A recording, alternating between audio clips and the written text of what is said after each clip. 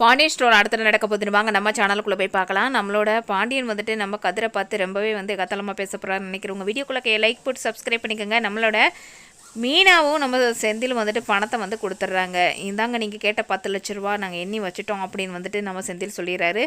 இதுக்கடையில் கதிர் ராஜி நம்மளும் கொடுக்கணும்ல, நம்ம என்ன பண்ண போகிறோம் அப்படின்னு பேசிக்கிறாங்க. இதுக்கடையில் கதிர் யோசிச்சுட்டு இருக்காரு. அப்போ நம்ம கோமதி என்னோட நகையெல்லாம் உனக்கு தரவா, நீ அதை வேணா அடகு வச்சு கொடுக்குறியா அப்படின்னு கேட்குறாங்க.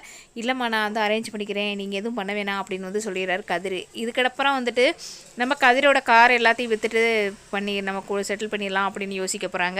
நம்ம ராஜியும் அவங்களோட நகையை தரேன்றாங்க. நான் வேணான்னு சொல்லிடுறாரு கதிர். இதுக்கப்புறம் நம்மளோட பாண்டியன் என்ன சொல்கிறாருன்னா, அவன் செந்தில் சொல்கிறான்னா அவன் கவர்மெண்ட் வேலையில் இருக்கான், அவன் பொண்டாட்டி கவர்மெண்ட் வேலையில் இருக்கா. இதுக்கு இடையில் நீலாம் இப்படி 10 லட்ச ரூபா எப்படி கொடுக்க போகிற அப்படின்னு நம்ம கதிரை பார்த்து கேட்கவும் கதிருக்கு செம்ம கோவம் வந்துடுது. இதுக்கடையில் ராஜி விட்டு விளாசுறாங்க. எப்படியாவது நாங்கள் கொடுத்துருவோம், நீங்கள் ரொம்ப பேசாதீங்க